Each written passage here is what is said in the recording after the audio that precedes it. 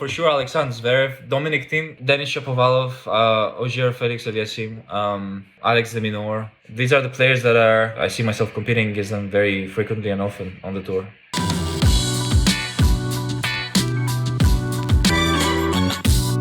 Hi, Stefanos. How are you? I'm doing well. How about you? I'm very good. Where are you? Are you at the Muratoglu Tennis Academy? Yes, I'm currently at the Mortal Tennis Academy. I'm practicing every day, working out every day. My schedule is pretty occupied, pretty filled with many different things for me to do every single day. I'm learning new languages.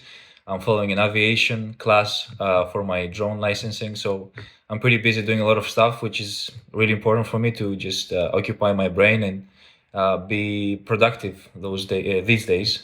And I'm having fun at the same time. I saw you also said that you wanted to learn languages. Did you go through with that? I started having lessons 3 days ago with a teacher from Cambodia. She's French. She teaches French, and I've started 3 days ago. I really hope I can proceed and get better. And I'm really looking forward to the day I'm gonna speak French fluently, so I can give good speeches at the French Open. Maybe there's one sentence that you could say already. Well, yeah, I do. Yeah, merci pour la soutien and encouragement. It's something that I have said in the past. It's to all the people for sure that came there to support me, and I really like the sentence. So how much are you training? You're training like it's a preseason, or is it a bit lighter than usual, or? It's quite tricky. It's quite tricky. I want to do it like a preseason, but at the same time, I'm like, wait, it might take a long time to start competing again. Uh, it is difficult to find motivation, that is for sure. At the same time, I'm like, you just gotta play tennis, just enjoy it, and not think too much of who is your next opponent or where is your next tournament. So I'm playing every day.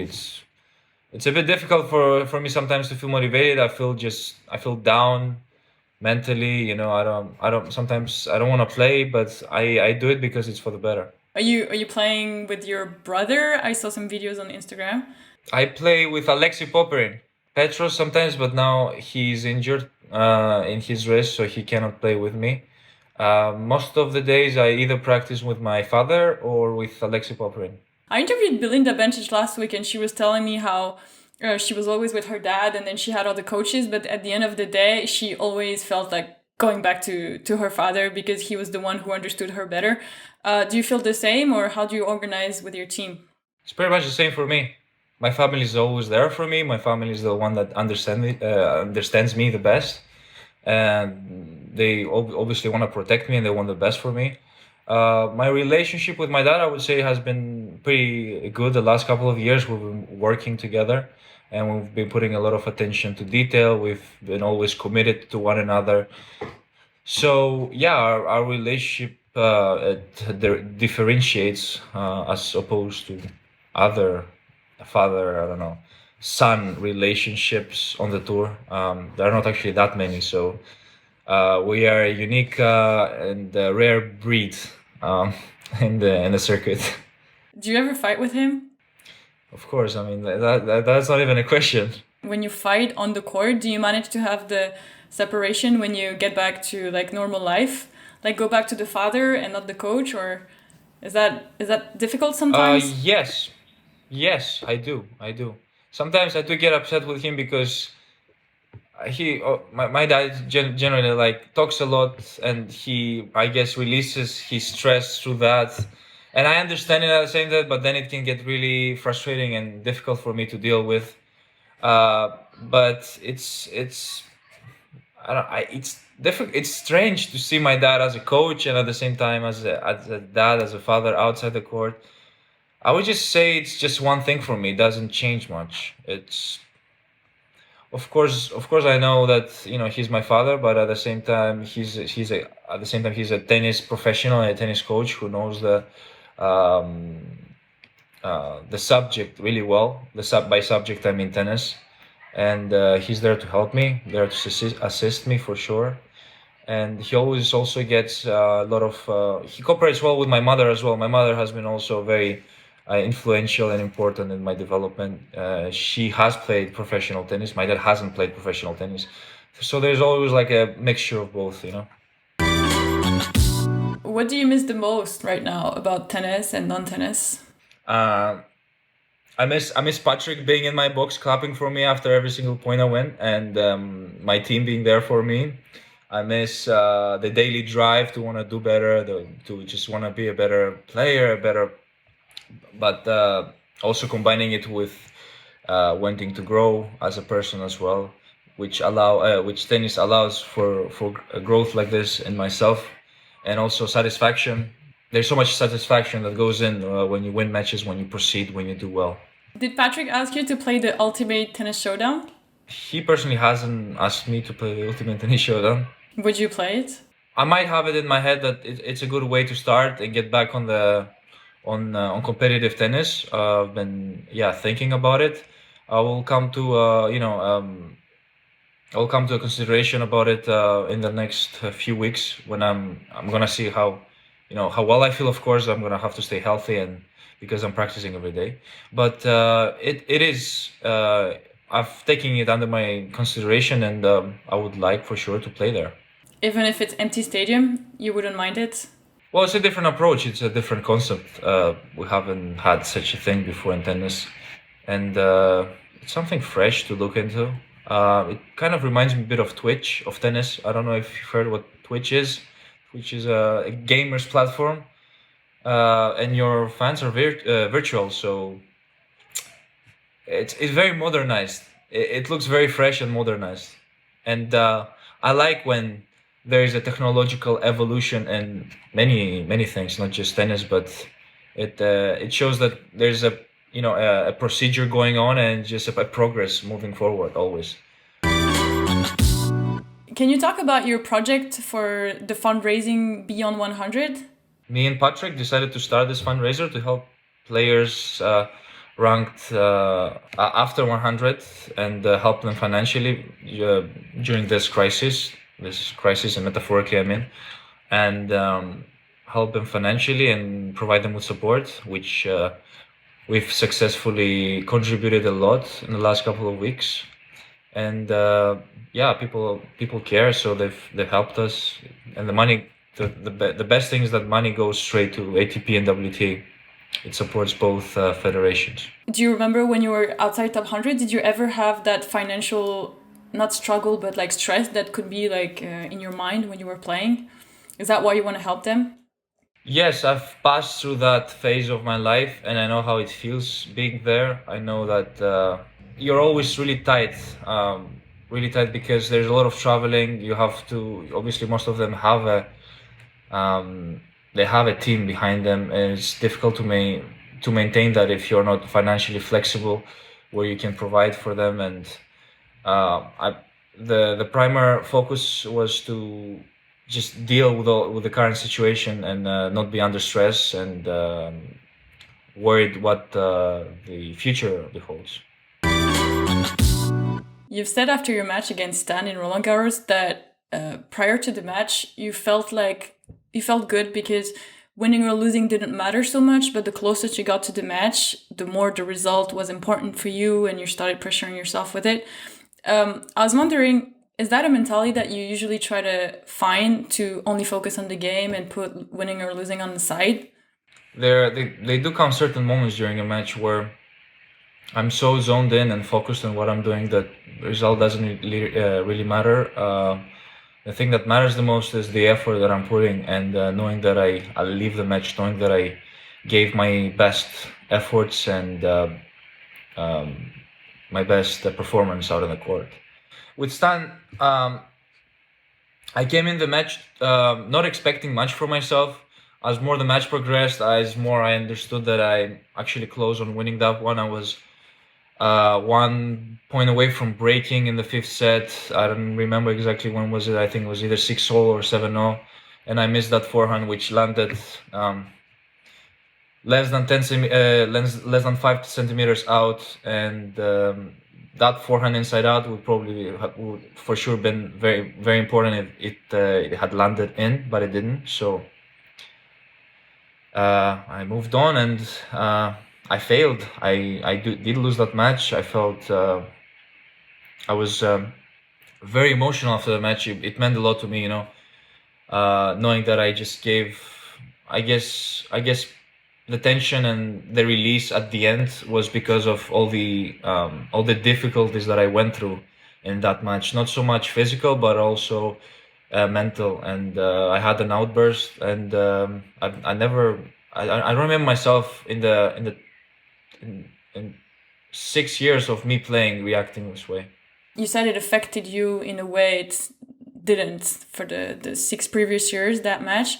Would you say that the next two Grand Slam that you played, the results that you had there were direct consequence of that? I don't know. I really don't know. Uh, I was going through other stuff at that period of time, and it was difficult for me like to stay mentally there. And I managed to get rid of that problem pretty soon. So that was probably the thing that was bothering me that period of time. The next two Grand Slams were probably very difficult for me mentally, and I tried and forget about those this period of time. I've kind of erased it from my head and moved on from there. And you had such an incredible and intense season, and you seemed really exhausted after Paris, and then you ended up winning the Masters. What made it possible, in your opinion? Just playing relaxed. As a, for example, for comparison, giving a comparison to that summer and that period of time, which was probably the best time of my life, starting from September to December, I just felt mentally free on the court. And as I said, it didn't really matter if I win or lose, but I enjoyed playing the game. And that, I think, was super beneficial for my on-court thinking and on-court performance, which led to these stable results from September to December. Did you manage to keep that mindset in getting into 2020 in Australia, Melbourne? Yes, yes. I was the same, healthy mentally as before, and it was also that period of time where I knew kind of like what I had to do to feel balanced with myself, and the people around me also helped me feel balanced because I talked to them, and it was also my responsibility to find balance within that, and I kind of like found it. Even if I lose, even if I fail, I know that I can be balanced and I can enjoy my life off court uh, without restricting to myself to anything. Do you remember your first racket? My first racket was a Wilson racket. It was a silver Wilson racket. Oh, it was a yellow Wilson racket. But how old were you? I was 3 years old. Yeah, baby. Your parents gave it to you? Yes. Because you asked to start tennis? I didn't ask anything. I guess they slowly forced me into tennis. No, I had no other choice. I was around the resort, running around the resort all day long. So at some point, they were teaching. They had young children not my age, maybe a few years older. So they were doing lessons to them, and sometimes I would join in, and that's how it started. I had no choice, I was there. But you felt like that your whole childhood? You had no choice? You still enjoyed it, or you just felt like you had no choice? No, you know what? I enjoyed it because they didn't put me just into tennis. They also signed me in other sports. I did swimming, I did soccer, I did many other activities when I was a child, and I was the one who was gonna decide what I want to follow. I actually at the age of 8 or 9 I wanted to become a football player, but then it changed. Then I wanted to become a tennis player, and that's when I won my first tournament in Normandy. I woke my dad at 3 o'clock in the night. And I told him, Dad, I wanna just sign me off everything. I don't wanna do I don't wanna do running. I don't wanna play soccer. I wanna go swimming. I wanna play tennis. At the age of 8, you said that to him? At the age of 8, yeah. After going vacation to Normandy, yes, one of my first trophy there. I need to find that club in Normandy. I need to go back, relive those moments. Do you remember the first time you cried after your match? Yeah, when I was a child. Yeah. Age 8 or 9, maybe like age 8. Yeah, pretty pathetic. The worst memory is that my cousin Aika, she's Japanese. She lived with us in Greece for quite a while, and I think she was three years older than me. And she beat me. I remember she beat me, and I was so upset that I lost to a girl. I was crying for like. I went in the shower with my clothes, and I started taking a shower with my clothes on, and my I was crying at the same. It was so pathetic. Uh, then I would then I would hide in the parking lot between the cars, so my parents cannot find me when I would lose other matches. So there was some crazy stuff I would do when I was a child. After winning the Masters, you said you felt ready to win Grand Slams and disturb the big three. What made you say that? Well, looking back to that, I think these were too big. That was too big of a statement to be taken seriously, and I shouldn't be looking so far so soon. For sure, I wanted to come, but I should be talking about stuff like this less often and concentrate on the present. I guess I just put too much pressure on myself, aiming so high, and I just have to take it step by step, not think too much about the future, and be irrational. You feel like this is irrational? Thinking that you can win a slam? Well, the thing is that I just don't. It's not that I just think about it. Is I say it every single time, like it's the only thing I wanna achieve in my life. For sure it is, but I believe my theory behind it is that if you think about it too much, it might as well never happen. So just relax and enjoy the process. Okay, you just don't want to be obsessed with it. You have it in the back of your mind, but you don't want to be obsessed with it. Correct. Okay, I see. Or you don't have to say it out loud to people. Yeah, I feel like on every interview, people ask me, "When are you gonna win a Grand Slam? When is the next gen gonna win a Grand Slam?" And I feel it's gonna come if you wait. You don't have to ask the same question every single time. For sure, the big three are still doing a great job, staying where they are and being so committed to what they do, and they're for sure difficult to beat. I won't lie, they're very difficult to beat, and they still play the same level, maybe not even the same, but even better tennis that what they played 5 or 6 or 7 or 8 years ago. So they're always improving, they're always learning, they're much more experienced than us. Maybe physically they're not the same, because of course their age is getting more away with time than our age, because we're still very young for tennis standards. And I do feel like I'm capable of winning Grand Slams. It's not that I'm not capable.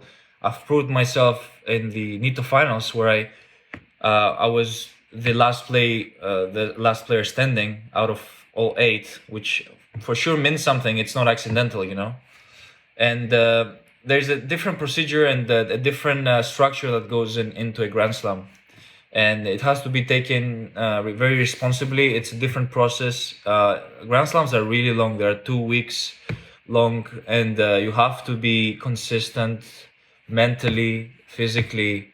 You have to have a good rehab after every match, so you can come in fresh in the next match. And it's a Grand Slam is like a long marathon. It's a very different tournament as opposed to other tournaments you get to play during the year. So what goes in is completely different, and you have to, in a way, re-innovate things during Grand Slam week, and be wise and precise of what you're doing. It's a multi-tool. You have to take care of all your weapons and all your strengths under consideration, and use them gradually, step by step, without overdoing things from early rounds. Obviously, not wasting energy from the beginning of the tournament by playing 5 sets in the first 3 rounds. That's for sure something that the top players have figured out, and they've been very consistent with that during their entire lifetime and during the entire careers on the circuit. So I guess that's what makes them who they are, And I have also to at some point get to that. Does playing the best of 5 sets change much for you? Yeah, that's also another factor that I would like to discuss. I also believe if it wasn't best of three, things could have been different. I I soulfully believe that. That it would be easier to be the top three if it was best of three and not best of five?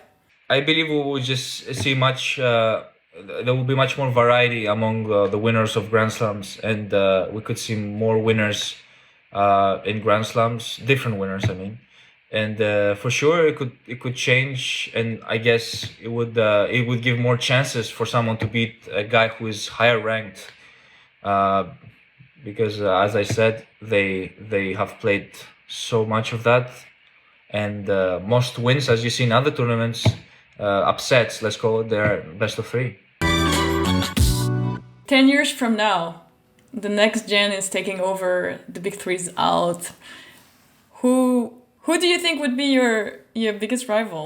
Well, for sure, Alexander Zverev, Dominic Thiem, Denis Shapovalov, Ogier Felix Aliassime, Alex de Minaur. These are the players that I'm gonna be facing most regularly, and I see myself competing against them very frequently and often on the tour.